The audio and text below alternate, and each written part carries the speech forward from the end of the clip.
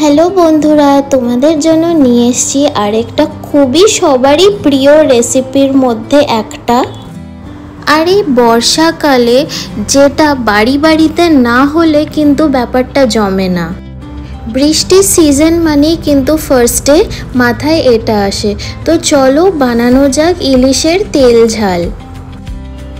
আমার এটা খুবই একটা প্রিয় রেসিপির মধ্যে একটা, অ্যান্ড বাড়িতে যদি মা এটা বানিয়ে থাকে তাহলে 2 পিসের নিচে কিন্তু আমি খাবো না।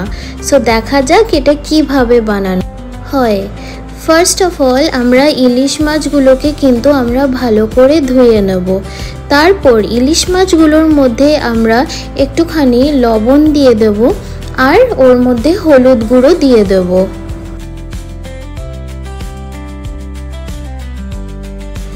তারপর আমরা ইলিশ মাছগুলোকে কিন্তু ভালো করে হলুদ আর লবণ দিয়ে মাখিয়ে নেব।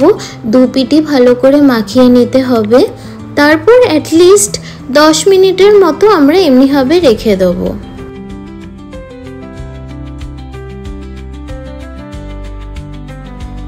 তারপর আমরা কড়াই নেব, কড়াইয়ের মধ্যে একটুখানি তেল নিয়ে তারপর আমরা ইলিশ মাছগুলোকে একে একে করে দিয়ে নেব, দিয়ে আমরা ওটাকে ভেজে নেব। আচ্ছা, জেনারেলি ইলিশ মাছের কোন রেসিপিটা তোমাদের বাড়িতে বেশি হয়ে থাকে? আমার বাড়িতে কিন্তু অনেক টাইপেরই ইলিশের রেসিপি হয়, অ্যান্ড এই রেসিপিটা কিন্তু ওর মধ্যে থেকে আমার সবচেয়ে প্রিয় বলতে পারো। সর্ষে ইলিশও ভালো লাগে, বাট এইটাও কিন্তু খুবই খেতে ভালো হয়। দেখো আমাদের মাছ ভাজাটা হয়ে গেছে। তারপর আমরা কিন্তু এটা আলাদা একটা প্লেটে নামিয়ে রাখবো। তারপর ওই সেম তেলের মধ্যেই আমরা আগের থেকেই আলুগুলোকে কেটে রেখেছিলাম, কেটে ওর মধ্যে আমরা দিয়ে দিলাম যেন এটা ভালো করে ভাজা হয়ে যায়। আলুটা অপশনাল, তোমরা দিতেও পারো বা নাও দিতে পারো। আমার কিন্তু আলু দিয়ে বেশ ভালো লাগে, তাই আমরা আলুটা দিয়েছি।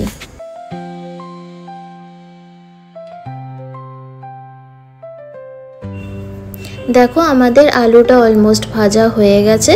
তারপর কিন্তু আবার আমরা ওটাকে আলাদা করে তুলে রেখে দেবো।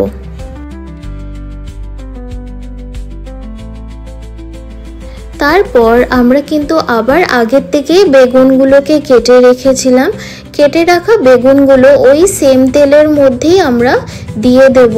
তারপর আমরা বেগুনগুলোকে ভালো করে ভেজে নিয়ে আবার সেম প্রসেসেই সাইডে আমরা উঠিয়ে রাখবো।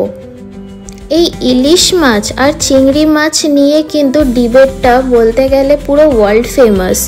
তো তোমাদের কোনটা বেশি প্রিয়, ইলিশ মাছ না চিংড়ি মাছ? সেটা কিন্তু আমাকে কমেন্ট সেকশনে জানাতে ভুলবে না। আমি তো দুটোকেই ইকুয়ালি ভোট দেব। অনেস্টলি বলছি, দুটোই এত টেস্টি যে কম্পিটিশনই হয় না। বাট তাও বর্ষাকালে মানে হচ্ছে ইলিশ রাজা। তারপর আমরা ওই সেম তেলের মধ্যেই একটুখানি কালো জিরে দিয়ে দেবো, আর আমরা লঙ্কাগুলোকে এমনিভাবে ভেঙে ভেঙে দিয়ে দেবো। তারপর একটুখানি ওটাকে আমরা নাড়িয়ে চাড়িয়ে নেব। তারপর ওর মধ্যে আমরা জিরে বাটা দিয়ে দেবো।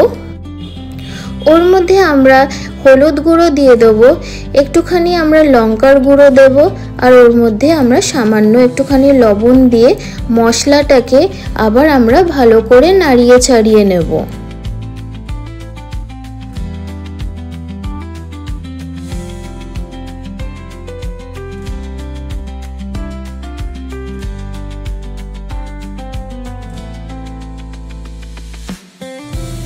মশলাটা যখন ভালোভাবে কষানো হয়ে যাবে, তারপর আমরা যে আলুটা ভেজে রেখেছিলাম ওটা কিন্তু আমরা ওর মধ্যে দিয়ে দেব।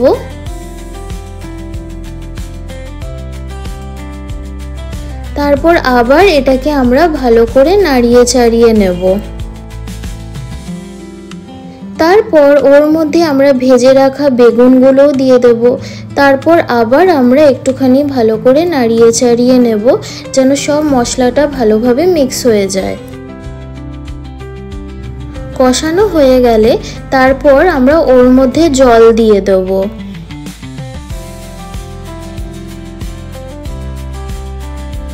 জল দেওয়ার পর আবার এটাকে আমরা ভালো করে নাড়িয়ে ছাড়িয়ে নেব।